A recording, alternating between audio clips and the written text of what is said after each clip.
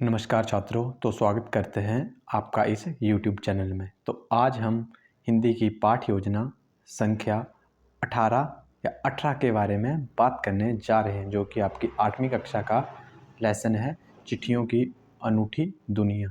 इसकी lesson plan की आपकी अवधि रहेगी 30 से 35 मिनट। तो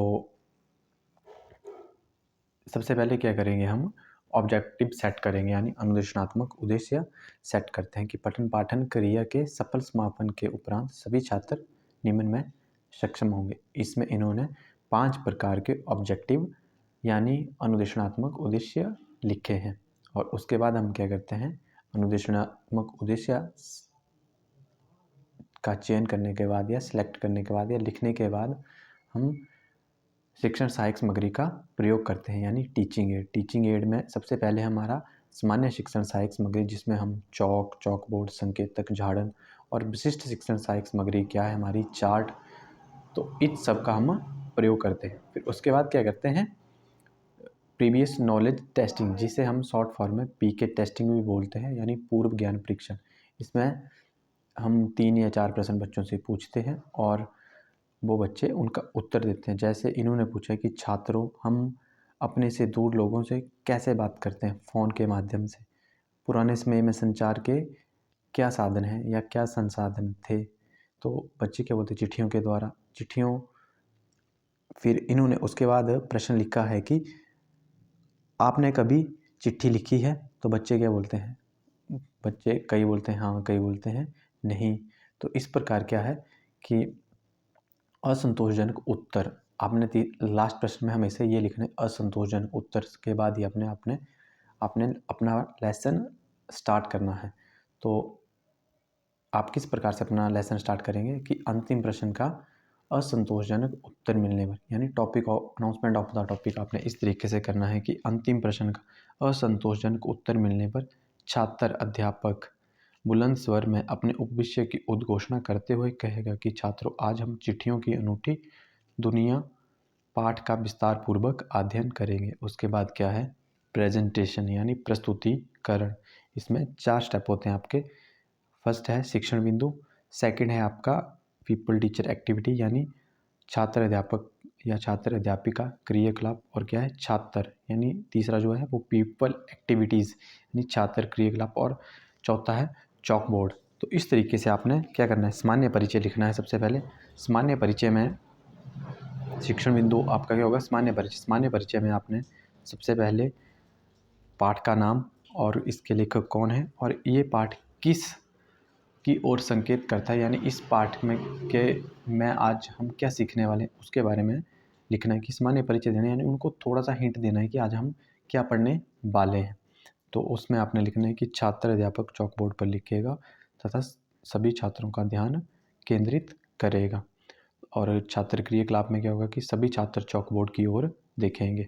तो इस प्रकार से आप वीडियो रोक कर भी लेसन प्लान लिख सकते हो। नहीं तो आप इस जो भी मैं आपको बता रहा हूँ या जो भी आपको स्क्रीन पे आपकी वीडियो में आपको दिखाई दे रहा है, आप उसको स्क्रीनशॉट के ज़रिए भी आप उसे लिखने के लिए प्रयोग कर सकते हैं। उसके बाद आपने क्या करना है, आदर्श वाचन। आदर्श वाचन का अर्थ ये है कि आपने पाठ को पढ़ना है ताकि क्या हो कि बच्चे जो है वो आपको सुन सकें। अब आपकी नेक्स्ट क्रिया स्टार्ट होती है। आपका शिक्षण बिंदु क्या है, आदर्श वाचन। आदर्श वाचन का अर्थ ये है कि आप क्या करते हैं, पाठ को पढ़ते हैं। कि जैसे इन्होंने पढ़ना शुरू किया कि पत्रों की दुनिया है तो बहुत अजीब गरीब, पहले ज़माने में कबूतर, घोड़े अन्य चीज़ों का साधन के रूप में प्रयोग किया जाता था। तो इस तरीके से आपने पाठ को पढ़ने और छात्रों की क्या एक्टिविटी होगी, छात्रों का क्या क्रियाकलाप होगा, वो क्या करेंगे, सभी छात्र ध्यानपूर्वक सुनेंगे।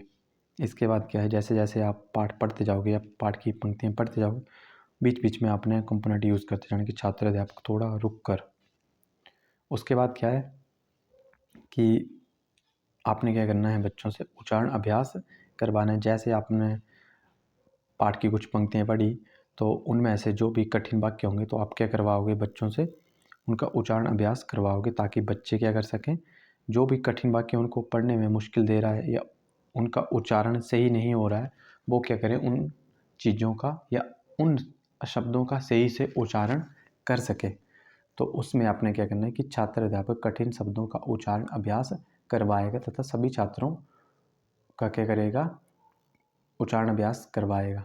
या आप उसमें लिख सकते हो कि छात्र क्रियाकलाप में आप लिख सकते हो कि सभी छात्र साथ साथ में कठिन शब्दों का उच्चारण अभ्यास करेंगे। उसके बाद आप इस तरीके से एक फ्लैश कार्ड के ज़रिए भी बच्चों को कठिन शब्दों के बारे में बता सकते हो और उन्हें इस चीज़ का बोध करवा सकते हो कि इसमें मुख्य रूप से कौन कौन से कठिन शब्द हैं। उसके बाद आपने क्या करना है कि जो भी आपके कठिन शब्द हैं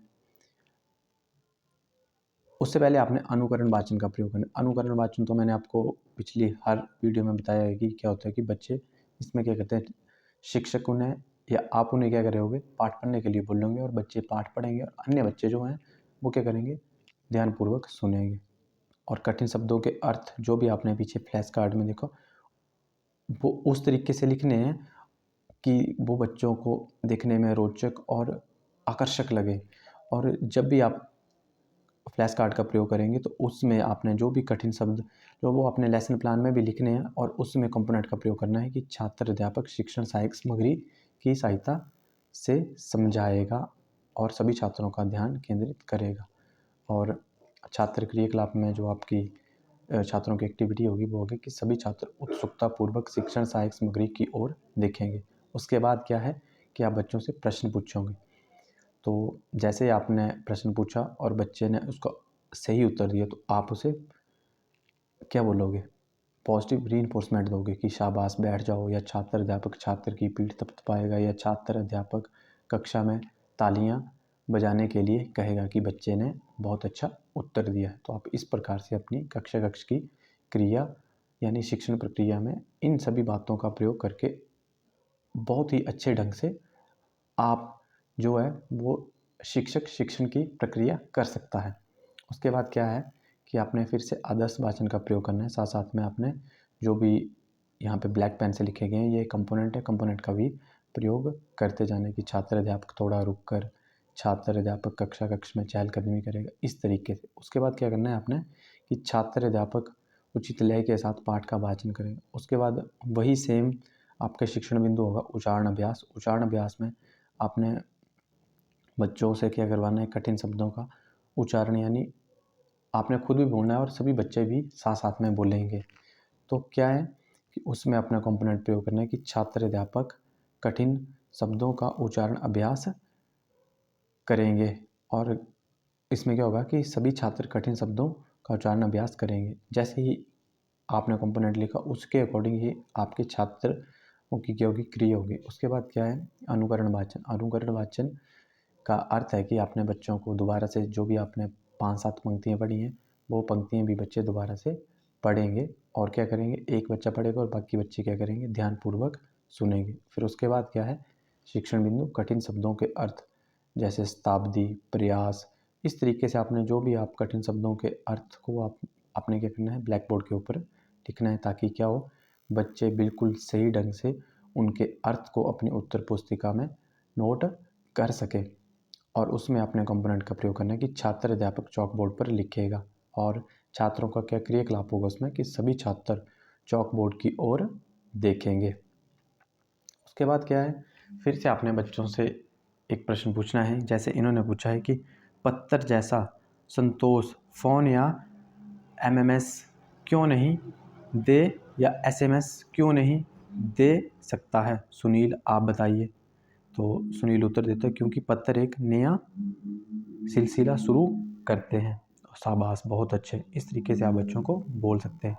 फिर क्या है मौन वाचन। मौन वाचन का अर्थ है कि आपने बच्चों को क्या बोला है कि बच्चे बिना किसी आवाज़ किए क्या करेंगे, पाठ का वाचन करेंगे। और आपने क्या करना है उसमें आपकी गतिविधि क्या होगी, कक्षा कक्ष में आप कक्षा कक्ष में घूम रहे होते हैं या कक्षा कक्ष को सामने से देख रहे होते हैं कि बच्चे कोई शरारत तो नहीं कर रहे हैं, पढ़ रहे हैं। उसके बाद क्या है कि जैसे आपका मौन वाचन खत्म होता है तो आप लिख सकते हो कि छात्र अध्यापक अपनी वाणी में भी विराम देगा। क्या हो गया कि क्लास खत्म हो चुकी है और आपने क्या किया अपनी वाणी को विराम दे लिया कि आप बिल्कुल शांत होकर क्लास को देख रहे हैं।